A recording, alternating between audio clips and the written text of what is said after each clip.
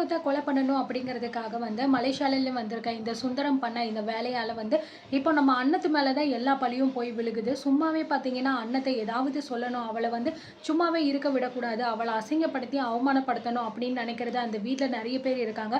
சொல்லணும்னா செண்பகம், அதுக்கப்புறம் ரம்யா, சரவணன் எல்லாருமே ஒரு கூட்டு தான். எப்படிடா நம்ம அன்னத்தை வந்து அசிங்கப்படுத்தணும் அப்படின்னு வந்து பிளான் பண்ணி நோட்டு போட்டுலாம் வந்து யோசிப்பாங்க. அந்தளவுக்கு கேவலமானவங்க.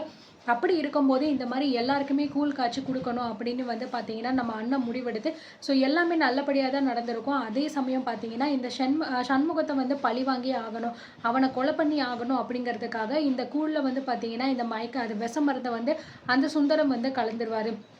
ஸோ அது எதுவுமே தெரியாதவங்க எல்லாத்தையுமே வந்து அண்டாலெல்லாம் வச்சு அதுக்கப்புறம் சாமிக்கும் போய் படைப்பாங்க. படைக்கும்போது எதுவுமே வந்து இருந்திருக்காங்க. ஆனால் அதுக்கப்புறம் தான் வந்து ஒரு பெரிய ட்விஸ்ட்டே வந்து நடக்குங்க.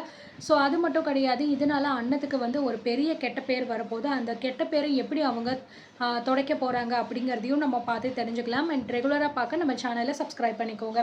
ஸோ இப்போ நம்ம சாமிக்கு போயிட்டு அந்த கூழெல்லாம் வச்சுட்டு வந்துட்டு இங்கே எல்லாருக்குமே வந்து கொடுக்கணும்னு ஆரம்பிக்கும் போது அம்மன் ரூபத்தில் இருக்கிற அந்த சின்ன பொண்ணு வந்து பார்த்தீங்கன்னா முதல்ல வந்து அன்னத்துக்கிட்ட வந்து பேசி எனக்கு தான் முதல் கூழ் வேணும், மூணுதுலேயுமே இருந்து எனக்கு கொஞ்சம் கொஞ்சமாக எடுத்து கொடு அப்படின்னு சொல்லிட்டு ஸோ அவங்க கையால் ஊற்ற அந்த பொண்ணும் வந்து குடிக்கிறா. அது மட்டும் கிடையாது, அந்த விஷம் எல்லாமே வந்து அந்த அம்மனை எடுக்கிற மாதிரி வந்து காமிச்சிருப்பாங்க.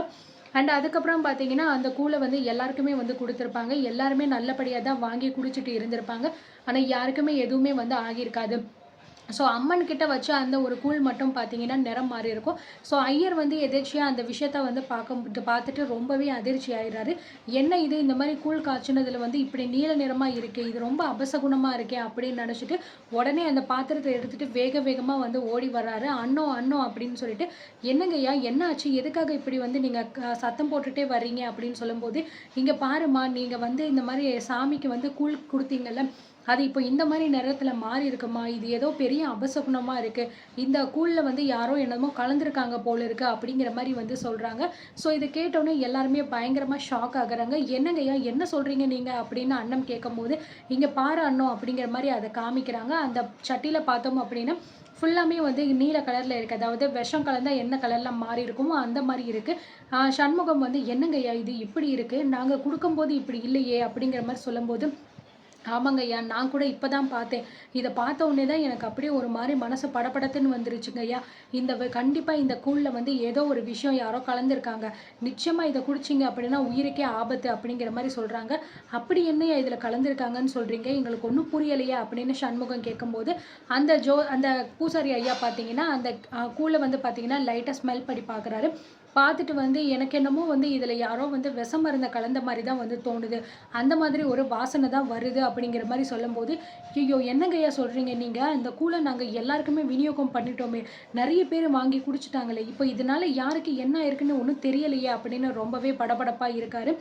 என்ன இது நமக்கு இப்படி ஒரு சோதனை வந்துருச்சே, இந்த மாதிரி சாமிக்கு வந்து நம்ம கூழ் காய்ச்சி ஊற்றணும்னு நினச்சது ஒரு தப்பா, இப்படி ஒரு பழி நம்ம மேலே வந்து விழுந்துருச்சே மாமா, இப்போ யாருக்கு என்ன ஆயிருக்குன்னு ஒன்றும் தெரியலையே மாமா, ரொம்ப பயமாக இருக்கே அப்படின்னு அண்ணன் சொல்லும்போது ஸோ இதாண்டா வந்து சாக்கு அப்படின்னு சொல்லிட்டு பத்தாததுக்கு நம்ம செண்பகம் வந்துடுறாங்க.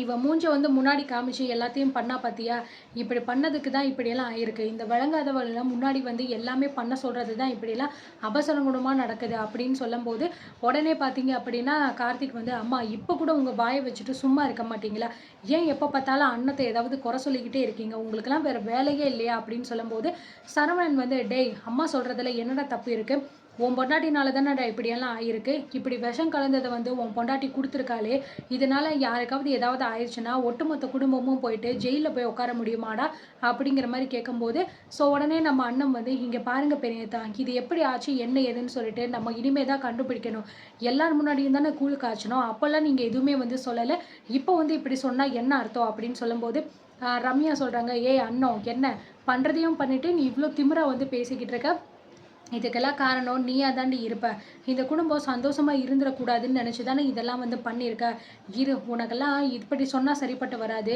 முதல்ல போலீஸ்க்கு ஃபோன் பண்ணி கம்ப்ளைண்ட் கொடுத்து உன்னை உள்ளே தூக்கி வச்சு உன்னை விசாரிக்க வேண்டிய விஷயத்தில் விசாரித்தோம் அப்படின்னா என்ன உண்மை அப்படின்னு தானாக தெரிய வருவோம் அப்படின்னு பார்த்தீங்கன்னா ரம்யா வந்து உடனே இப்படியெல்லாம் வந்து பில்டப் பண்ணிலாம் வந்து பேசிட்டு இப்போவே நான் உடனே ஃபோன் பண்ணுறேன் அப்படின்னு சொல்லிட்டு பார்த்தீங்கன்னா ஃபோனை வந்து எடுத்துக்கிறாங்க. உடனே பார்த்தீங்கன்னா இதை பார்த்த சுந்தரம் வந்து பயந்து போயிடுறாங்க.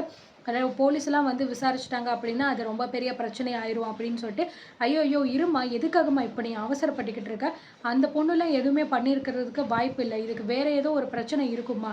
என்ன ஏதுன்னு விசாரிக்கிறதுக்குள்ள நீ எதுக்கும்மா இவ்ளோ அவசரப்படுற? கொஞ்சம் பொறுமையா இரு."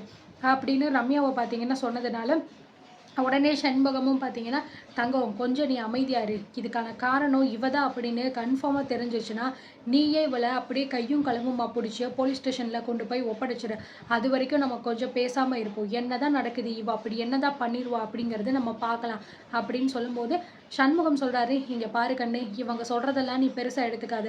இவங்களுக்கெல்லாம் பாம்போட பல்லு தான் வந்து இருக்கு. ஏன்னா எப்ப பார்த்தாலும் விஷத்த வெளியில கக்கிக்கிட்டே இருப்பாங்க. யாருக்கு தெரியும்? இவங்க இப்படியெல்லாம் வயித்தெரிச்சல் பட்டதுனால கூட, இப்படி ஒரு அபசனம் கூட நடந்திருக்கலாம்." அப்படின்னு சொல்லும்போது, செண்பகம் பார்த்தீங்கன்னா, அப்படியே பயங்கர கோவமா வந்து மொறச்சு பார்த்துக்கிட்டு இருக்காங்க. பூசாரி கேட்குறாரு, "இப்ப என்னங்கய்யா பண்றது? நீங்க வேற நெறைய பேருக்கு குடுத்துட்டீங்கன்னு சொல்றீங்க. இதனால ஏதாவது பிரச்சனை ஆயிருமோ?" அப்படின்னு பயப்படுறாங்க. ஸோ நம்ம அண்ணன் பார்த்தீங்கன்னா, ரொம்பவே வந்து ஃபீல் பண்ணிட்டு வந்து சாமிகிட்ட வேண்டுறாங்க. இந்த மாதிரி வந்து எனக்கு ஒரு சோதனைய நீ குடுத்துட்டியே! நான் வந்து உனக்காக தானே வந்து கூழ் காய்ச்சி எல்லாருக்குமே குடுத்து, உனக்கும் நான் மனநிறைவ குடுக்கணும்னு நெனச்சேன். ஆனா நீ வந்து என் மேல இப்படி ஒரு பழிய தூக்கி போடுற மாரி ஒரு விஷயத்த பண்ணிட்டியே! இது உனக்கே நியாயமா? தயவு செஞ்சு என்ன காப்பாத்து. இதுல வந்து என்ன நடந்துச்சு? யார் இதுக்கு காரணம்? அப்படிங்கிறத என்கிட்ட நீ காட்டி குடுத்துரு. என்ன வந்து காப்பாத்து." அப்படிங்கிற மாரி பார்த்தீங்கன்னா, நம்ம அண்ணன் ரொம்பவே ஃபீல் பண்ணி சாமி கிட்ட ப்ரே பண்ண ஆரம்பிச்ச உடனே, ஸோ அந்த சின்ன பொண்ணு இருக்கா இல்லையா? அந்த அம்மன் ரூபத்துல இருக்கிற அந்த பொண்ணு பார்த்தீங்கன்னா, உடனே வந்து முன்னாடி வந்துடுறாங்க. முன்னாடி வந்து நின்னு அண்ணன் இந்த மாரி ரொம்பவே ஃபீல் பண்ணி வேண்டிக்கிட்டு இருக்கிற விஷயத்த வந்து பார்க்குறாங்க. ஆ அவங்க மனசுக்குள்ளேயே வந்து நெனைக்கிறாங்க, "நீ நெனைக்கிறது வந்து ரொம்ப சரிதான் அன்னலட்சுமி. இந்த விஷயத்த வந்து பண்ணது நீ கிடையாது.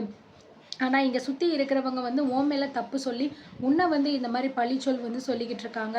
ஆனா, இதுக்கான காரணம் யாரு? எதுக்காக அவங்க இப்படி கலந்தாங்க? அப்படிங்கிற எல்லா விஷயத்தையுமே உனக்கு நான் தெரியப்படுத்துறேன். ஏன்னா, நீ எனக்கு ரொம்ப புடிச்ச பொண்ணு. அதனால நீ என்ன சொன்னாலும் சரி, அத நான் செய்றதுக்கு தயாரா இருக்கேன். உனக்கு துணையா நான் உன் பக்கத்திலேயே தான் இனிமே இருக்க போறேன்." அப்படிங்கிற மாரி வந்து அந்த அம்மன் வந்து பார்த்தீங்கன்னா, மனசுக்குள்ளேயே பேசிக்குது. ஆனா, வெளியில பார்த்தீங்கன்னா, எதுவுமே வந்து நடக்காத மாரி தான் வந்து அந்த அம்மன் பாப்பா வந்து நின்னுகிட்டே இருக்காங்க. ஸோ அண்ணன் வந்து ரொம்பவே ஃபீல் பண்ணி அழுக ஆரம்பிச்சுடுறாங்க. கார்த்தியும் சொல்றாங்க, "அண்ணோம் கொஞ்சம் நீ அழுகாத. என்ன நடந்துச்சு அப்படிங்கிறத நம்ம விசாரிக்கலாம். எடுத்தவுனே வந்து நீ தான் எல்லாத்துக்கும் காரணம்னு இவங்க சொல்றதெல்லாம் நம்பவே வேண்டாம். ஏன்னா இவங்க எப்படா உன்னை ஏதாவது சொல்லலாம் அப்படின்னு தான் வந்து காத்துக்கிட்டு இருப்பாங்க. இவங்க கிட்ட பேசுறது எல்லாமே சுத்த வேஸ்ட்." அப்படின்னு சொல்லும்போது, "கரெக்ட்டா சொன்ன கார்த்தி. ஏன்னா எப்ப பார்த்தாலும் அண்ணத்த ஏதாவது குறை சொன்னா தான் இவங்களுக்கு பொழுதே போகும். ஐயா, இப்போ நம்ம என்ன பண்ணலாங்கய்யா? இது எப்படி நடந்துச்சு அப்படிங்கிறத தெரிஞ்சுக்கிறதுக்கு ஏதாவது பரிகாரம் ஏதாவது இருக்கா?" அப்படின்னு வந்து அந்த பூசாரி கிட்ட வந்து கேட்குறாங்க. ஸோ அவருமே கொஞ்ச நேரம் வந்து யோசிக்கிறாரு. யோசிச்சுட்டு வந்து, நீங்க வந்து பண்ணும்போது உங்களுக்கு ஏதாவது ஒண்ணு நடந்துச்சா? அபசகுனமா அந்த மாரின்னு கேட்கும்போது, அண்ணன் சொல்றாங்க, "அந்த மாதிரிலாம் எதுவுமே நடக்கலங்க. எல்லாமே நல்லபடியா தான் நடந்துகிட்டு இருந்துச்சு. எல்லாரும் ஒட்டுமொத்தமா சேர்ந்து நம்ம இந்த இடத்துல தான் வந்து கூழ் வந்து காய்ச்சிக்கிட்டு இருந்தோம். அப்போ நல்லா தானே இருந்துச்சு." அப்படிங்கிற மாரி அண்ணன் வந்து சொல்றாங்க. "இல்லம்மா, நீங்க சொன்னது எல்லாமே கரெக்ட்டு தான். ஆனா வேற ஏதோ ஒரு விஷயம் நடந்திருக்கு.